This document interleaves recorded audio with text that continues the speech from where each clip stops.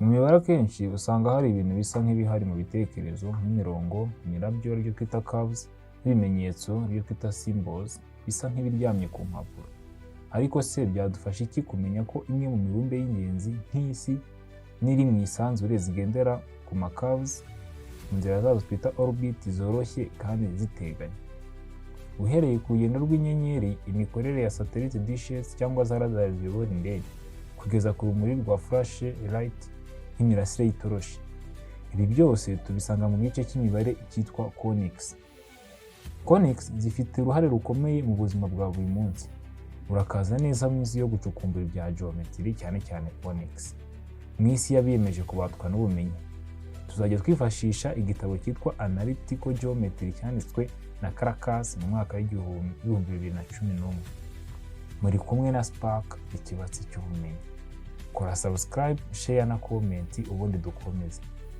Mu mateka, conics zatangiye gusobanurwa neza na Apollonius, wubatse fondasiyo y'imibare, optics, astronomy ndetse na orbital mechanics.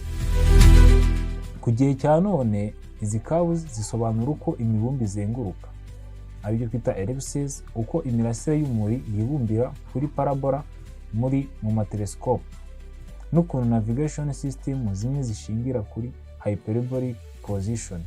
Ibi bitwereka ko conics atari amasomo yo mu ishuri gusa, n'ibikoresho bifasha gutekereza neza no gukemura ibibazo bijyanye n'ukuri kw'isi.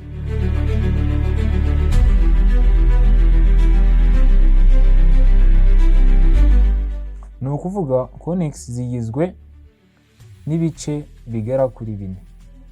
Icya mbere tubona dusangamo icyo bita circles, uruziga. Conics, ngira ngo murabyumva ko iyo tuvuze conics hazamo ijambo cone. Cone ni umutemeri.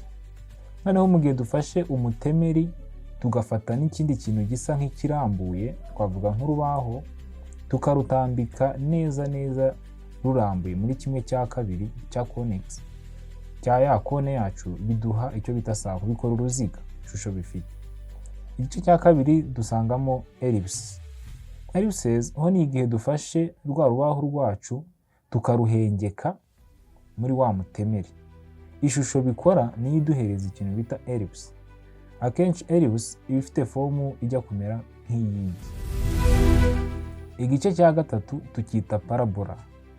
Ho noneho ni igihe dufashe wa mutemeri wacu na rwa rubaho rwacu tugasa nk'abarwinjiza muri wa munwa w'umutemeri ariko ruhengetse, ku buryo tugira igice kimwe gisa nk'ikiza gukatamo wa mutemeri wacu ariko mu buryo buhengetse.